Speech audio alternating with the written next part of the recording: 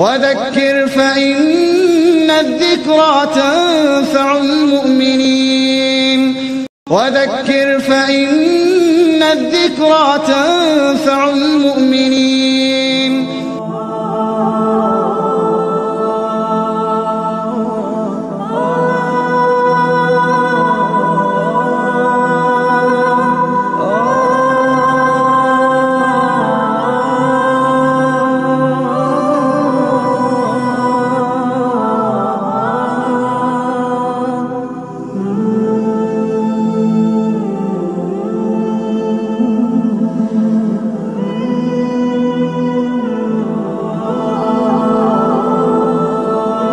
السلام عليكم ورحمة الله وبركاته. الحمد لله رب العالمين حمدا كثيرا طيبا مباركا فيه ملء السماوات وملء الأرض وملء ما بينهما وملء ما شاء من شيء بعد. وأصلي وأسلم على رسوله سيدنا محمد بن عبد الله وعلى آله وأصحابه ومن تبعهم بإحسان إلى يوم المعاد. அளவற்ற அல்லாஹ்வும் நிகரற்ற அன்பினுமாகிய அல்லாஹ்வின் திருப்பெயரால் எனது உரையை துவங்குகின்றேன். ரப்பி ஷ்ரஹ் லி ஸத்ரி வ யஸ்ஸிர் லி அம்ரி வஹ்லுல் உக்தத்தம் மின் லிசானி யஃப்கஹு கௌலி ரப்பி ஸித்னி இல்மா. எல்லாம் வல்ல அல்லாஹ்வின் நாடியார்களே, அருமை சகோதர சகோதரிகளே, வழமையாக நாம் ஜும்ஆவுக்கு பிறகு இந்த ஜூம் ஒளித்தளத்திலே அதனுடைய ஜும்மாவுடைய பிரசங்கத்தின் தமிழாக்கத்தை செய்வதற்காக அமர்வோம். அதே போன்று இன்றைய தினமும் நாம் இங்கே கொழும்பிருக்கின்றோம். அல்லாஹு தாலா நம்மை அங்கீகரிப்பானாக. இங்கே நாம் இந்த நிகழ்ச்சியில் கழிக்கக்கூடிய ஒவ்வொரு மணித்துளிகளையும் அல்லாஹு ஜல்லஷானஹு தஆலா நம்முடைய நன்மையின் பதிவேட்டில் பதிவு செய்வானாக என்ற பிரார்த்தனையோடு இன்றைய என்னுடைய உரையை நான் துவங்குகின்றேன். அருமை சகோதரர்களே, இன்றைய தலைப்பு அல் ஹிதாயா, அதாவது ஹிதாயத், நேர்வழி. அல்லாஹ் தஆலா நம்மை படைத்து நமக்கு அவன் ஏராளமான அருட்கொடைகளை வழங்கியிருக்கின்றார். அல்லாஹ்வுடைய அருட்கொடைகளை நாம் என்ன நாடினால் எண்ண முடியாது, கணித்துவிட முடியாது. அல்லாஹ் ரப்பல் ஆலமீன் குறிக்காட்டுகின்றான், வ இன் தஅது நிஅமத்தல்லாஹி லா துஹ்ஸுஹா. அல்லாஹ்வுடைய அருட்கொடைகளை நீங்கள் எண்ணினால் அதை நீங்கள் கணித்துவிட முடியாது என்பதாக வல்ல ரஹ்மான் குறிக்காட்டுகிறான். அப்படி அவன் நமக்கு செய்த அருட்கொடைகளிலேயே மிக பிரமாண்டமான மகத்தான முதல் இடத்தில் வகிக்கக்கூடிய ஒன்றான ஒரு அருட்கொடையாக இருப்பதுதான் ஹிதாயத், நேர்வழி என்ற அல்லாஹ் தஆலா இதை பற்றி சொல்லி காட்டுகின்றான். யமுன்னு அலைக்க நஸ்லமு குல்லா தமுன்னு அலை இஸ்லாம். நபியே, அவர்கள் இஸ்லாத்தை தழுவிட்டார்கள் என்று சொல்லி உம்மீது அவர்கள் உபகாரம் செய்ததாக நினைக்கிறார்கள். அவர்கள் இஸ்லாத்தை தழுவிட்டதன் காரணமாக உம்மீது அவர்கள் உபகாரம் செய்ததாக அவர்கள் சொல்கிறார்கள். குல்லா தமுன்னு அலை இஸ்லாமுக்கும். நபி, நீங்கள் சொல்லுங்கள், உங்களுடைய இஸ்லாத்தை கொண்டு என் மீது நீங்கள் உபகாரம் செய்தா சொல்லாதீர்கள். பலில்லாஹு யமுன்னு அலைக்கும் அன் ஹதாக்கும் லில் ஈமான் இன் குன்தும் சாதிகீன். மாறாக உங்களுக்கு நேர்வழி காட்டியதன் மூலம் அல்லாஹ்தான் உங்கள் மீது உபகாரம் செய்திருக்கிறான். நீங்கள் உண்மையாளர்களாக இருந்தால் இதை நீங்கள் உணர்ந்து கொள்வீர்கள் என்பது என்று நபியை நீங்கள் கூறுங்கள் என்று அல்லாஹு தஆலா சொல்கிறான். அப்ப அல்லாஹு தஆலா நமக்கு ஹிதாயத் என்ற அந்த அருட்கொடைகளை செய்ததன் மூலம் மகத்தான ஒரு உபகாரத்தை நம்மீது செய்த சொல்லி காட்டுகின்றான். அதே போன்று இந்த உபகாரத்துக்கு பிறகு இரண்டாவது மிகப்பெரிய உபகாரமாக அல்லாஹ் தஆலா சொல்லக்கூடியது அல்லாஹ்வின் தூதர் ஸல்லல்லாஹு அலைஹி அவர்களை அனுப்பியதை. அது இரண்டாவது. முதல் அருட்கொடை ஹிதாயத் என்றால் அந்த ஹிதாயத்துக்கு துணைகோலாக இருப்பதற்காக அல்லாஹ் தஆலா இரண்டாவது அருட்கொடையாக தூதரை நமக்கு அனுப்பியதை சொல்லி காட்டுகின்றார். அல்லாஹ் சொல்லும் பொழுது, லக்கத் மன்னல்லாஹு அலல் முஃமினீன இஸ் பஅஸ ஃபீஹிம் ரசூலன் மின் அன்ஃபுஸிஹிம் யத்லூ அலைஹிம் ஆயாத்திஹி வ யுஸக்கீஹிம் வ யுஅல்லிமுஹுமுல் கிதாப வல் ஹிக்மா. அவர்களிலிருந்து ஒரு தூதரை அவர்களுக்கு அனுப்பியதன் மூலம் அல்லாஹ் தஆலா அவர்கள் மீது உபகாரம் செய்திருக்கிறான். அவர்களுடைய பணி என்ன? இந்த தூதருடைய பணி என்ன?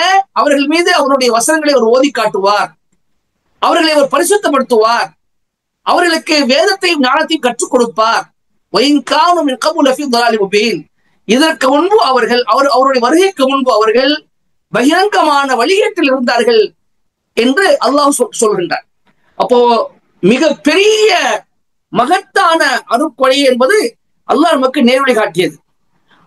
இரண்டாவதாக அந்த நேர்வழியை நமக்கு அறிவிப்பதற்காக, அதன் மூலம் அந்த வழியிலே நம்மை செலுத்துவதற்காக அல்லாஹ் வழிகாட்டியாக தூதர்களை அனுப்பி வைத்ததை அல்லாஹு தஆலா இரண்டாவது பிரம்மாண்டமான அருட்கொடையாக சொல்லி காட்டுவதை அவங்க அருமை சகோதரர்களே, அல்லாஹு தஆலா வேறு எதற்கும் இந்த மாதிரி துஆ செய்வதற்கு சொல்லவில்லை, ஹிதாயத்துக்கு தவிர.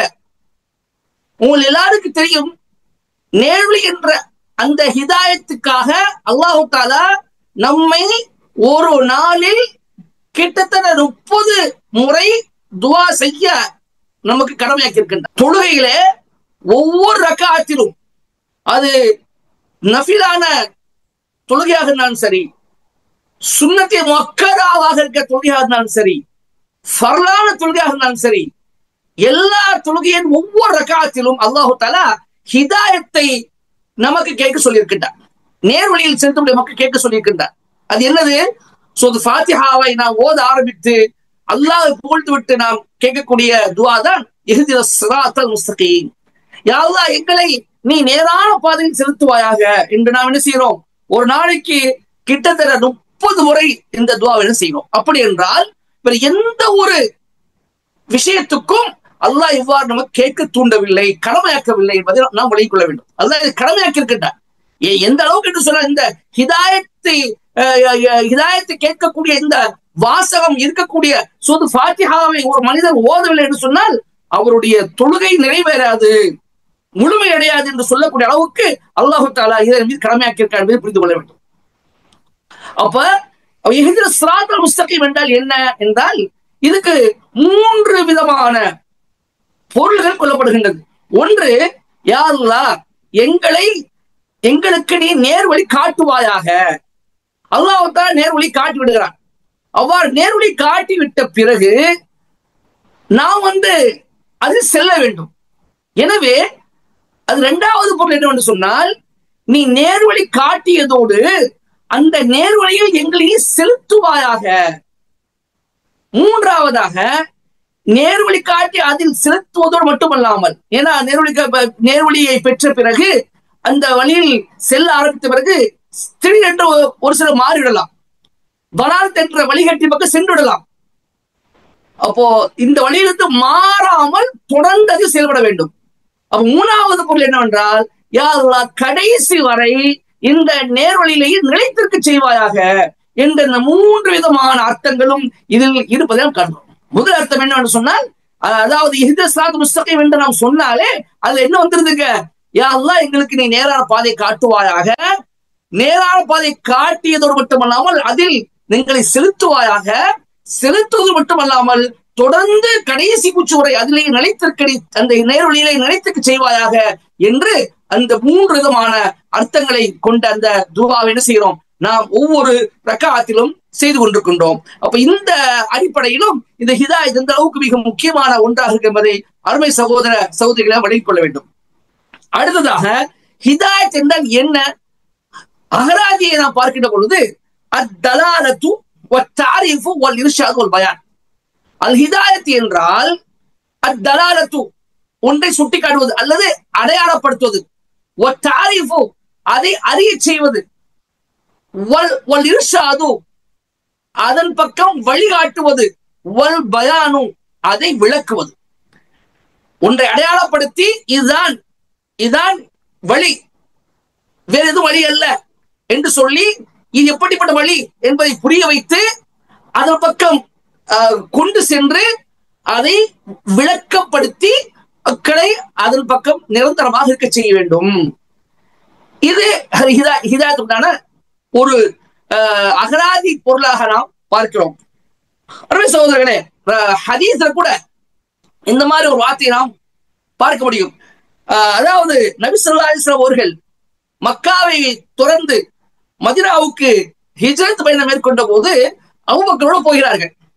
அப்ப அபூபக்கர் ரலியல்லாஹு அன்ஹு என்ன செய்கிறார் என்று சொன்னால், எப்பொழுதுமே அவருடைய பழக்கம் எதுவாக இருந்தது, பழக்கம் எதுவாக இருக்கும் என்றால், ரசூலுல்லாஹ் முன்ன போக விட்டு அவர்கள் பின்னாடி போவார்கள். அந்த மாதிரி ஏனென்றால் ரசூல் ஸல்லல்லாஹு அலைஹி அவர்கள் வாலிபர், அபூபக்கர் ரலியல்லாஹு தஆலா அவர்கள் இன்னும் கொஞ்சம் அவர்களுக்கு மூத்தரா இருந்தார். அப்ப ரசூல் ஸல்லல்லாஹு அலைஹி பாதுகாப்புக்காக அவர்களுக்கு எந்த ஒரு துன்பமும் யார் மூலமும் வந்துவிடக்கூடாது, தொல்லைகள் யார் மூலமும் வந்துவிடக்கூடாது என்பதற்காக என்ன செய்ய ரசூல் ஸல்லல்லாஹு அலைஹி வஸல்லம் பின்னாடி அபூபக்கர் போவாங்க. அப்படி ஹிஜ்ரத் செய்யும் பொழுது ரசூலுல்லாஹ் முன்னாடி அனுப்பிட்டு அபூபக்கர் பின்னாடி போய் கொண்டிருக்கிறார்கள். அப்ப அவரை ஒரு மனிதர் சந்திக்கிறார். சந்திக்கும் பொழுது அபூபக்கர் கேட்கிறார், அபூபக்கரே, உமக்கு முன்னால் செல்லக்கூடிய மனிதர் யார் என்று கேட்கிறார். அப்ப அபூபக்கர் ரலியல்லாஹு அன்ஹு சொல்லி காட்டுகின்றார்கள்,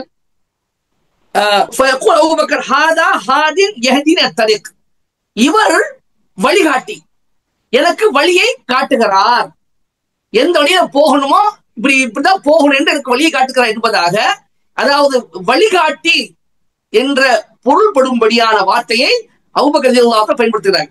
அப்ப அந்த மனிதர் என்ன புரிந்து கொண்டார் என்றால், ஒரு இவர் போக வழி தெரியல, அதுக்காண்டி வழிகாட்டி கூட்டிட்டு போறாரு போல என்று நினைத்துக் கொள்கிறார்.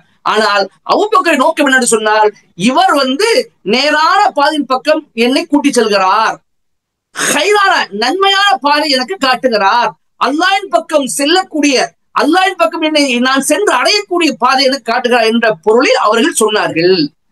அப்போ இதுதான் ஹாதின் என்பதற்கு நேர்வழி காட்டி என்று அவர்கள் நினைத்துக் கொண்டார்கள். அதே போன்று இந்த ஹிதாயத் என்பது 4 வகையாக பிரிக்கின்றது. முதல் வகை என்னன்னு சொன்னால் அல் ஹிதாயத்துல் ஆம்மா என்று சொல்வார்கள். அதாவது பொதுவான ஹிதாயத். பொதுவான ஹிதாயத் எந்த அடிப்படையில் என்றால், அல்லாஹ் தஆலா இந்த உலகத்தை படைத்து, இந்த உலகத்தில் எல்லா ஜீவராசிகளையும் எல்லா படைப்புகளையும் படைத்து, யார் யாருக்கு எந்தெந்த உருவத்தை கொடுக்க வேண்டுமோ அந்தந்த உருவத்தை கொடுத்து, அந்த எந்த ரூபத்தில் தன்னுடைய படைப்பிடங்களை படைக்க நாடினானோ அந்த ரூபத்தில் அவர்களை படைத்து, அதற்கு பிறகு எல்லா படைப்பிடங்களுக்கும் அவன் ஒரு வாழ்க்கையை, ஜீவனத்தை நிர்ணயித்தான். நிர்ணயித்த பிறகு எதை அவர்களுக்காக அவன் நிர்ணயித்திருக்கிறானோ அதை அடைவதற்குண்டான ஒரு பாதையும் அல்லது அறிவையும் அல்லாஹ் கொடுத்தான். அல்லாஹ் சொல்லி காட்டுகின்றான், சப்பிஹ் இஸ்ம ரப்பிக்கல் அலா அல்லதி خلق فسوى والذي قدر فهدى. உம்முடைய உயர்வான ரப்பினுடைய பெயரை நீர் துதிப்பீராக. அவன்தான் படைத்தான், பிறகு சமப்படுத்தினான். படைத்த பிறகு படைப்பிடத்தை செவ்வாயாக்கி சமப்படுத்தினான். வல்லதி கத்ர ஃபஹதா, அவன் எப்படிப்பட்டவன் என்றால், அவன்தான் எல்லாருக்குண்டான வாழ்வாதாரத்தை நிர்ணயித்தான். ஃபஹதா, அந்த வாழ்வாதாரத்தை அடைவதற்குண்டான வழியை ஏற்படுத்தினான். அப்ப இது பொதுவான ஹிதாயத். அல்லாஹ் எல்லாத்துக்கும் மனிதர்கள், ஜின்கள், மிருகங்கள், பறவைகள் என்று அனைத்து ஜீவராசிகளுக்கும் பொதுவான ஒன்று. அல்லாஹ் உங்களை படைத்து விட்டேன், உங்களுக்கு உண்டான ஆகாரம் இது, உங்களுக்கு உண்டான வாழ்க்கை வசதி இது, உங்களுக்கு உண்டான வாழ்க்கை நெறி இது, நீ இப்படித்தான் நீங்க சாப்பிடணும், நீ இப்படித்தான் நடக்கணும், நீ இப்படித்தான் பெற்றுக்கொள்ளணும், நீ இப்படித்தான் உங்களுடைய சம்பாத்தியத்தை ஆக்கிக் கொள்ளணும், உங்களுடைய உணவு இது, மனிதருக்கு உண்டான உணவு இது, மிருகங்களுக்கு உண்டான உணவு இது, பறவைகளுக்கு உண்டான உணவு இது என்று அல்லாஹ் என்ன செஞ்சான், எல்லாத்துக்கும் அந்த படைத்த பிறகு ஒன்றை எல்லாம் நிர்ணயித்து விட்டார். நிர்ணயித்து மட்டுமல்லாமல் அதை பெறுவதற்குண்டான ஒரு அறிவையும் ஆற்றலை அல்லாஹ் கொடுத்தார். இது பொதுவான ஹிதாயத். எனவேதான் மூசா அலைஹிஸ்ஸலாம் அவர்கள்ட்ட ஃபிரௌன் கேட்கிறான், கால ஃபமா ரப்புக்குமா யா மூசா, மூசாவே உங்களுக்கு இருவருடைய ரப்பு யார் என்று கேட்கும் பொழுது அவர் சொன்னார்கள், கால் ரப்புனா அல்லதி ஆதா குல்ல ஷைஇன் ஹல்கஹு சும்ம ஹதா, எங்கள் ரட்சகன் யார் என்றால் தன்னுடைய படைப்பிடங்கள் எல்லாவற்றுக்கும் கொடுக்க வேண்டியதை அவன் கொடுத்தான், கொடுத்த பிறகு அதை அடைவதற்குண்டான ஒரு ஆற்றலை அவர்களுக்கு அல்லாஹ் கொடுத்தான்.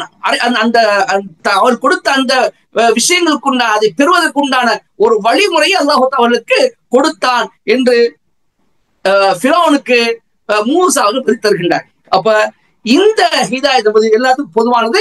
இது யாரும் சொல்லிக் கொடுக்க வேண்டிய அவசியம் இல்லை. எனவே அல்லாஹ் சொல்லி காட்டுகின்றான், வனஃப்ஸி வமா ஸவ்வாஹா ஃபஅல்ஹமஹா ஃபுஜூரஹா வ தக்வாஹா. அல்லாஹ் ஆன்மாவின் மீதும் அதை சமப்படுத்தியது மீதும் சத்தியம் செய்கிறான். ஃபஅல்ஹமஹா ஃபுஜூரஹா வ தக்வாஹா. அந்த ஆன்மாவுக்கு அதனுடைய நேரான பாதையையும் அதனுடைய வழிகட்டை அல்லாஹ் தஆலா இல்ஹாமாக்கினான், கற்றுக் கொடுத்தான். ஆன்மாவுக்கு அல்ல என்ன செஞ்சா, இது நல்ல பாதை, இது நன்மை, இது தீய பாதை, இது தீயவைகள் என்ற ஒன்றையும் அந்த மனசுக்கு அல்லாஹ் தஆலா சொல்லி கொடுத்தான் என்பதாக அல்லாஹ் சொல்லி காட்டுகிறான். அப்ப எனவே கத் அஃப்லஹ மன் ஸக்காஹா, யார் அந்த மனதை பரிசுத்தப்படுத்தினாரோ அவர் வெற்றி அடைந்து விட்டார். ஒமன் காப மன் தஸ்ஸாஹா, யார் அதை அழுக்குப்படுத்தினாரோ அவர் தோல்வியடைந்து விட்டார் என்பதாக அல்லாஹ் சொல்லி காட்டுகிறான். அப்ப ஆன்மாவுக்கு ஏற்கனவே அல்லாஹ் என்ன ஒரு விஷயத்தை கற்றுக் கொடுத்து விட்டான். ஆன்மா நமக்கு நன்மை என்ன தீமை என்ன என்று சொல்லி காட்டும். இம்மா ஷாக்கிர இம்மா கஃபூரா, ஒன்று நீங்கள் நன்றி செலுத்தக்கூடியவர்களாக இருங்கள் அல்லது நீங்கள் நன்றி மறந்தவர்களாக இருங்கள் என்று அல்லாஹ் தஆலா ரெண்டு பாதை காட்டியிருக்கிறார். வஹதைனாஹு சொல்லி காட்டுகின்றார். நாம் மனிதனுக்கு ரெண்டு பாதையை காட்டினோம் என்று அல்லாஹ் சொல்லி காட்டுகின்றார். இப்ப இதெல்லாம் மனிதனுக்கு அல்லாஹ் தஆலா சொல்லக்கூடிய ஹிதாயத்தாக இருக்கின்றது. இது ஒரு இது அதாவது நான் சொன்னேன் இல்லையா, அதாவது அல்லாஹ் தஆலா இதுதான் இது வழிகாட்டி, இது அதாவது இப்படித்தான் வாழ வேண்டும், இது நல்ல பாதை, இது கெட்ட பாதை, இது நன்மை தீமை என்று அல்லாஹ் ரெண்டு வழி காட்டிட்டான். சரி, இது முதல் பொருள். இரண்டாவது பொருள் என்னவென்று சொன்னால், அல்லாஹ் தஆலா நபிமார்களை அனுப்பி அவர்களுக்கு அந்த வழியில் செல்வதற்கு உதவி செய்வது. அதாவது ரசூல் ஸல்லல்லாஹு அலைஹி வஸல்லம் அவர்கள் போன்ற எல்லா நபிமார்கள் அல்லாஹ் தஆலா மனிதரை நேர்வழிப்படுத்துவதற்கு அல்லாஹ் அனுப்பி இருக்கிறார். அல்லாஹ்வுடைய ரஹ்மத், அவருடைய கருணையை பாருங்கள். அல்லாஹ் நினைத்தால் மனிதர்களுக்கு அவர்கள் செய்யக்கூடிய பாவங்கள் தண்டனை கொடுக்க முடியும். அவனுடைய நேரான பாதையிட்டு தவறி ஒரு மனிதன் வழிகட்டில் இருக்கிறார் என்று சொன்னால் அந்த வழிகட்டுக்குண்டான தண்டனை அல்லாஹ் நினைத்தா கொடுக்க முடியும். ஏன்னா இதே போதும். நான் ஏற்கனவே சொன்ன விஷயம், அல்லாஹ் மனசுக்கு ஆத்மாவுக்கு சொல்லிட்டான், உனக்கு நல்லது எது தீயது எது சொல்லிட்டான். இதான் நீ நல்ல பாதை கெட்ட பாதை சொல்லிட்டான். ஒண்ணு நீ நல்லவனா வாழு, ஒண்ணு நீ கெட்டவனா வாழு, ரெண்டு பாதையை கொடுத்துட்டான். அப்ப இதை வைத்து அல்லாஹ் என்ன செய்ய முடியும்? நான் உனக்கு சொல்லிட்டேன், நல்ல பாதை என்ன தீமையான பாதை என்ன உனக்கு நான் சொல்லிட்டேன். அப்ப நீ ஒழுங்கா வாழல, நல்லவனா வாழல, எனவே கெட்டவனா வாழ்ந்ததுக்காக உனக்கு நான் தண்டனை தருகிறேன் என்று அல்லாஹ் நினைத்தால் செய்ய முடியும். ஆனால் ரப்புடைய கருணை எந்த அளவுக்கு என்று சொன்னா அவன் அப்படி செய்ய மாட்டான். அவன் அப்படி செய்யல. மாறாக ரப்பு என்ன செய்யலன்னு சொன்னால் தூதர்களை அனுப்பி வைக்கின்றான். தூதர்களை அனுப்பி அந்த தூதர்கள் மூலமாக அந்த வழி அவன் அதாவது நமக்கு இல்ஹாம், நம்முடைய மனசுக்கு இல்ஹாமாக கொடுத்ததை அவர் தூதர் அல்லாஹ் காட்ட சொல்கிறான். எனவே அதை சொல்லி காட்டுகின்றான். எந்த ஒரு வமா குன்னா முஅذிபீன ஹத்தா நபஅஸ ரசூலா, நாம் ஒரு தூதரை அனுப்பாத வரை யாருக்கும் தண்டனை கொடுப்பவர்களாக இல்லை என்று அல்லாஹ் சொல்றான். அதே போன்று இம்மின் உம்மத்தின் இல்லா ஹலா ஃபீஹா நதீர், எந்த ஒரு சமுதாயமும் அந்த சமுதாயத்துக்கு அச்சமுட எச்சரிக்கை செய்யப்படக்கூடிய ஒரு வராமல் இல்லை. எல்லா சமுதாயத்துக்கும் என்ன செய்திருக்கிறான்? அச்சமுட எச்சரிக்கை செய்யக்கூடியவர்களை அல்லாஹ் அனுப்பி வைத்திருக்கின்றான். அப்போ ரசூல் ஸல்லல்லாஹு அலைஹி வஸல்லம் கூட இது சம்பந்தமான நிறைய விஷயங்கள் நமக்கு சொல்லி காட்டியிருக்கின்றார்கள். நிறைய நான் எப்படிப்பட்டவன், அல்லாஹ் தஆலா தூதர்களை பற்றி சொல்லும் பொழுது ருசுலம் முபஷ்ஷீன முன்திரீன அல்லா கூன லின்னாஸி அலல்லாஹி ஹுஜ்ஜத்தும் பஅத ருசுல், தூதர்களை நற்செய்தி சொல்லக்கூடியவர்களாகவும் அச்சமூட்டி எச்சரிக்கை செய்யக்கூடியவர்களாகவும் நாம் அனுப்பியிருக்கிறோம். ஏன்? அந்த தூதர்கள் அனுப்பப்பட்ட பின்னர் அல்லாஹ்வுக்கு எதிராக மக்களுக்கு எந்த ஒரு ஆதரவும் இருக்கக்கூடாது என்பதற்காக. யாரெல்லாம் நீ நேர வழி காட்ட யாரையும் அனுப்பல, எங்களுக்கு நீங்க சொல்றது எங்களுக்கு ஒண்ணு தெரியாது, அதனால நாங்க அந்த நேரான பாதை வாழ முடியல, நல்லது இது கெட்டது என்று எங்களுக்கு ஒண்ணு தெரியாது என்று அல்லாஹ்வுக்கு எதிராக அவர்கள் சொல்லிவிடக் கூடாது என்பதற்காக என்ன செய்யறான்? அல்லாஹ் தஆலா தூதர்களை அனுப்பி வைத்திருக்கிறான். முபஷ்ஷிர், எப்படிப்பட்டவராக? முபஷ்ஷிரீன முன்திரீன், பஷாரத் சொல்லக்கூடியவர்களாக, நற்செய்தி சொல்லக்கூடியவர்களாக அச்சம் எச்சரிக்கை செய்வார்கள் அல்லாஹ் அனுப்பி வைத்திருக்கிறான். இப்போ அல்லாஹ் ரப்பல் ஆலமீன் தூதர்களுக்கு பிறகும் இந்த நேர்வழி காட்டுவதற்குமான ஒரு வழி அல்லாஹ் ஏற்படுத்தி இருக்கின்றார். தூதர்கள் வந்தார்கள், ஒவ்வொரு தூதரும் வந்துட்டு மீண்டும் வேற தூதர்கள் அனுப்பினார். இவ்வாறாக பல தூதர்கள் அல்லாஹ் அனுப்பிவிட்டார். இறுதியாக வந்த முஹம்மது ஸல்லல்லாஹு அலைஹி வஸல்லம் அல்லாஹ் அனுப்பினார். அவர்கள் மரணித்த பிறகு இந்த ஹிதாயத் காட்டக்கூடிய பொறுப்பை, நேர்வழி காட்டக்கூடிய பொறுப்பை அல்லாஹ் தஆலா அவருடைய உம்மத்தில் வழங்கி இருக்கின்றார். அவருடைய உம்மத்திலே அல்லாஹ் சில தாயிகளை உருவாக்கி இருக்கின்றார், பிரச்சாரங்களை உருவாக்கி இருக்கின்றார், இஸ்லாத்தின் பக்கம் வழிகாட்டக்கூடிய அல்லாஹ் உருவாக்கி இருக்கின்றார். அவர்களுக்கு பொறுப்பு கொடுத்திருக்கின்றார். நபிமார்கள் செய்த வேலையை நீங்கள் செய்ய வேண்டும், இது மறுமை நாளை தொடர வேண்டும். எனவே ரசூலுல்லாஹ்வுடைய காலத்துக்கு பிறகு வந்த மக்களும் என்ன சொல்ல முடியாது, எங்களுக்கு நேர்வழி என்றால் என்ன என்று யாரும் சொல்ல முடியாது. அப்ப அல்லாஹ் கியாமத் நாள் வரை அந்த நேர்வழி காட்டக்கூடிய, நேர்வழி பக்கம் செலுத்தக்கூடிய அந்த மக்களை அல்லாஹ் தொடர்ந்து தக்க வைத்துக் கொண்டிருக்கிறான், இனியும் தக்க வைப்பான். பிரச்சாரகர்கள், இஸ்லாத்தை பக்கம் அழைக்கக்கூடியவர்கள், அறிஞர்கள், அவுலியாக்கள், சாலிஹீன்கள், சித்திகீன்கள் என்று அல்லாஹ் எத்தனை பேர் அதை செய்திருக்கிறான். எல்லாரையும் ஹிதாயத் என்றால் என்ன, நேர்வழி என்றால் என்ன என்று காட்டுவதற்காகவும், நரகத்தை பற்றி எச்சரிக்கை செய்வதற்காகவும், சுனத்தை குறித்து நச்சை சொல்வதற்காகவும் அல்லாஹ் தஆலா ஆக்கி வைத்திருக்கிறான். இதுவெல்லாம் ஹிதாயத்துடைய இரண்டாவது பகுதியாகும். ஏன்னா இவங்கெல்லாம் வழிகாட்டும் போது அவர்கள் நேர்வழி பெறலாம், பெறாமல் இருக்கலாம். இவருடைய பணி என்ன? நேர்வழி காட்டுவது, இது அவர்களுடைய பணி. ஆனால் நேர்வழி கிடைத்து விடுவா என்றால் நேர்வழி கிடைக்கவும் செய்யலாம், கிடைக்காமல் இருக்கலாம். காரணம் என்ன? அதுதான் மூணாவது விஷயம், அதுதான் மூணாவது பகுதி. மூணாவது பகுதி என்ன பகுதி? ஹிதாயத் தௌஃபீக் ஒன்று இருக்கின்றது. ஹிதாயத் தௌஃபீக், அதாவது அல்லாஹ் தான் நேர்வழியில் செலுத்த முடியும் என்ற ஒரு பகுதி. அல்லாஹ் நாடினால்தான் நேர்வழியை அவன் செய்வான், நேர்வழி செலுத்துவான். இது அல்லாஹ் நேர்வழி செலுத்தக்கூடிய இதுக்கு என்ன செய்வாங்க, என்ன சொல்லுவாங்க? ஹிதாயத் தௌஃபீக் என்று சொல்வார்கள். எனவேதான் நாம் வரலாறுகள் படித்து பார்க்கிறோம். அபூ தாலிப் அவர்கள் எவ்வளவு சொல்லுவார்கள், ரசூல் ஸல்லல்லாஹு அலைஹி அவர்கள் தன்னுடைய பெரிய தந்தைக்கு இஸ்லாத்தை பற்றி எடுத்து சொல்லுவார்கள். ஆனால் அவர்கள் அதை கேட்க மாட்டார்கள். ஒரு ரசூல் ஸல்லல்லாஹு அலைஹி பற்றி வருகின்றது, அதாவது புகாரி முஸ்லிம்ல இடம்பெற்ற செய்தி. அபூ தாலிபுக்கு வஃபாத் நெருங்கிய போது, வந்துவிட்ட போது ரசூல் ஸல்லல்லாஹு அலைஹி அவர்கள் வந்த அபூ தாலிப் தன்னுடைய பெரிய தந்தை பார்க்க வருகிறார்கள். அப்ப அவர்கள் இடத்துல அபூ தாலிப் பக்கத்தில அப்துல்லா பின் அபி உமையாவும் அபூ ஜஹலும் ரெண்டு பேர் அமர்ந்திருக்கிறார்கள். நபி ஸல்லல்லாஹு அலைஹி வஸல்லம் ஃபகாலஹு யா அம்மி குல் லா இலாஹ இல்லல்லாஹ் கலிமத்தன் வஹாஜ்ஜு லக பிஹா இன்தல்லாஹ். என்னுடைய பெரிய தந்தையே, லா இலாஹ இல்லல்லாஹ் என்று சொல்லுங்கள். இது எப்படிப்பட்ட வார்த்தை தெரியுமா? இந்த வார்த்தை நீங்கள் சொல்லிவிட்டால் அதற்காக அதை கொண்டு அல்லாஹ்விடத்தில் உங்களுக்காக நான் வாதாடுவேன் என்று ரசூலுல்லாஹ் சொன்னாங்க. ஃபகால லஹு அத்தரவு அன் மில்லத்தி அப்துல் முத்தலிப்.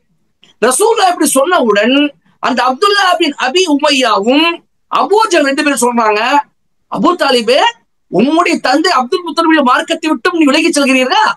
அபூ தாலிபுடைய அப்துல் முத்தலிபுடைய மார்க்கத்தை நீ விட்டுவிட நினைக்கிறீரா என்று அவர்கள் சொல்கிறார்கள். நபி ஸல்லல்லாஹு அலைஹி அவர்கள் திரும்ப சொல்கிறார்கள். ரசூலுல்லாஹ் சொல்ல திரும்ப அவர்கள் தங்களுடைய இந்த வார்த்தைகளையே சொல்லிக் கொண்டிருக்கிறார்கள். கடைசியில் அபூ தாலிப் அவர்கள் فكان آخر ما قال هو على ملة عبد المطلب وأبى أن يقول لا إله إلا الله. அப்போ கடைசி அபூ தாலிப் சொன்னாங்க, எதுக்கு பிரச்சனை? என்னுடைய தந்தையான அப்துல் முத்தலிபுடைய மார்க்கத்திலே நான் தொடர்ந்து நீடிக்கிறேன் என்று சொல்லி லா இலாஹ இல்லல்லாஹ் என்று சொல்வதை அவர்கள் மறுத்து விட்டார்கள். பிறகு ரசூல் ஸல்லல்லாஹு அலைஹி சொல்லி காட்டினார்கள், லஅஸ்தக்ஃபிரன்ன லக மா லம் உன்ஹா அன்க.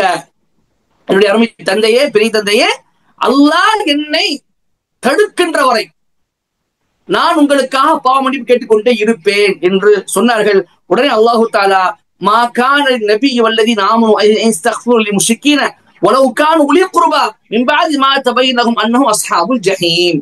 அல்லாஹ் தஆலா தௌபாவுடைய 111 வசனத்தை இறக்கி வைத்தான். நபிக்கோ அல்லது ஒரு முஃமினுக்கோ முஷ்ரிக்கீன்களுக்காக இணை வைத்தவர்களுக்காக பாவ மன்னிப்பு தேடுவது தடுக்கப்பட்டிருக்கின்றது. அது அவர்களுடைய நெருங்கிய உறவினராக இருந்தாலும் சரி. எப்பொழுது அவர்கள் நரகவாசிகளாக ஆகிவிட்டார்கள், அவர்கள் நரகவாசிகளாக இருக்கிறார்கள் என்று தெளிவடைந்ததன் பின்னரும் அவர்களுக்கு அந்த நரகவாசிகளுக்காக பாவ மன்னிப்பு கோருவது எந்த ஒரு நபிக்கோ அல்லது எந்த ஒரு மூமினுக்கோ அழகல்ல என்று என்ற வசனத்தை அல்லாஹ் தஆலா இருக்கிறான். அதே போன்று இன்னொரு வசனத்தை அல்லாஹ் இறக்கி வைத்தான். சூரா கஸஸ் 28 அத்தியாயத்தில் 56 வசனம், இன்னக லா தஹ்தி மன் அஹ்பப்த வலாக்கின் அல்லாஹ் யஹ்தி மன் யஷா. நபியே, நீர் யாரை விரும்புகிறீரோ அவருக்கு நீ நேர்வழி செலுத்திவிட முடியாது. ஆனா அல்லாஹ் யாரை நாடுகிறானோ அவர்களை அல்லாஹ் நேர்வழி செலுத்துவான் என்ற வசனத்தை அல்லாஹ் தஆலா இறக்கி வைத்தார்.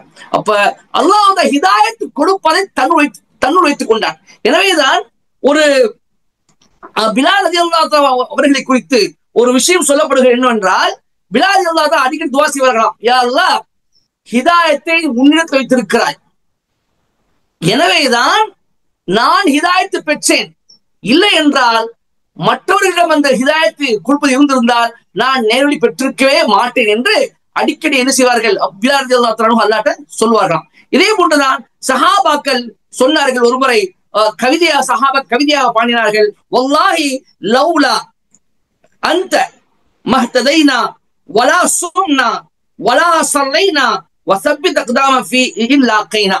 ஒரு போரின் போது சஹாபாக்கள் இந்த கவிதை பாடி என்ன செய்கிறார்கள், அவர்கள் வேலை செய்து கொண்டிருக்கிறார்கள். என்ன சொன்னாங்க, வல்லாஹி லவ்லா அந்த அல்லாஹுவே, அல்லாஹ் சத்தியமாக, யா அல்லாஹ் நீ மட்டும் இல்லை என்றால் நாங்கள் நேரடி பெற்றிருக்க மாட்டோம், வலா சும்னா நோன்பு வைத்திருக்க மாட்டோம், வலா ஸல்லைனா நாங்கள் தொழுதிருக்க மாட்டோம், வஸப்பித்தில் அக்தாம இல்லாகைனா நாங்கள் எதிரியை சந்திக்கின்ற பொழுது எங்களுடைய பாதங்களை அல்லாஹ் நிலைத்திருக்க செய்வாயாக என்று கவிதை பாடி அவர்கள் வேலையில் ஈடுபட்டார்கள் சஹாபாக்கள்.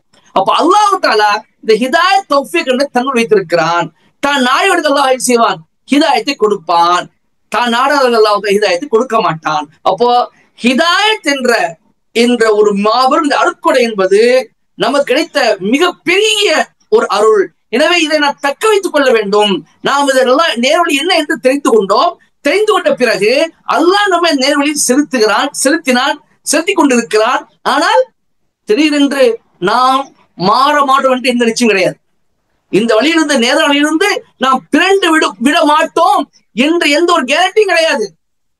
திடீரென்று மாறிடலாம், பிறந்து விடலாம், வழிகட்டுக்கு சென்றுவிடலாம். அல்லாஹ் பாதுகாக்கட்டும். எனவே நாம செய்யக்கூடிய துவா அடிக்கடி நாம் இந்த துவா செய்து கொண்டே இருக்க வேண்டும். யா முகல்லிபல் குலூப் சப்பித் கல்பி அலா தீனிக். இதயத்தை புரட்டி இருக்கக்கூடியவனே, இதயங்களை புரட்டக்கூடியவனே, என்னுடைய இதயத்தை உன்னுடைய மார்க்கத்தில் நிலைத்திருக்க செய்வாயாக. அதே போல் அல்லாஹ் தஆலா சூரா ஆல இம்ரான் சொல்லி காட்டுகின்றான், ரப்பனா லா துஸிக் குலூபனா பஅத இத் ஹதைத்தனா வஹப் லனா மின் லதுன்க ரஹ்மா இன்னக அன்தல் வஹ்ஹாப். எங்கள் இரட்சகனே, எங்களுக்கு நீ ஹிதாயத் கொடுத்த பிறகு எங்களுடைய இதயத்தை நீ பிறழச் செய்து விடாதே. வஹப் லனா மின் லதுன்க ரஹ்மா, உன் புறத்திலிருந்து ரஹ்மத் என்ற பேர் அருளை நீ கொடையளிப்பாயாக என்ற துவா அல்லாஹ் தஆலா சொல்லிக் கொடுக்கின்றான். இந்த ரெண்டு துவாவையும் நாம் அடிக்கடி செய்து கொண்டே இருக்க வேண்டும். நிச்சயமாக இந்த துவா செய்வதற்கு நாம் அதிகம் கடைபட்டிருக்கின்றோம்.